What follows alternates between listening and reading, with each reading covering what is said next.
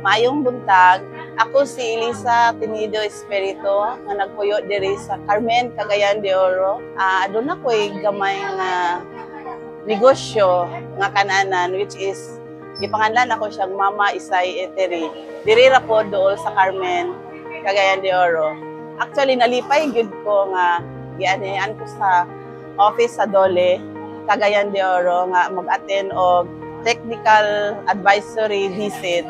Wala gyud ko nagduha-duha nga mo attend kay dako ni kabalo ko nga dako ning matabang sa ako para unsaon pag-handle sa ako ang negosyo, mga maski gamay ra at least sa akong pag-attend aning technical advisory visit naka-cut-on ko og kaning unsaon pag-handle sa ilahang safety og sa sakto nga pagpanueldo o kaning sa ilang mga benepisyo sa mga tao.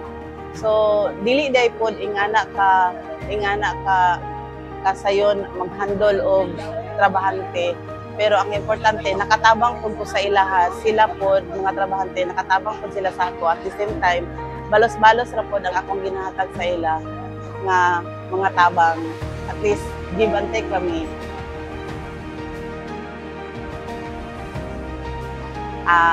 Dako pud kay ko pasalamat sa Dole Cagayan de Oro nga daghan kog naapilan nga training like sa safety officer nga nakuha nako siya nga training nga libre. Then ang kaning technical advisory visit, then katong livelihood enhancement program sa Dole nga isa gid pud ko sa naka-avail. So salamat kaayo Dole Cagayan de Oro.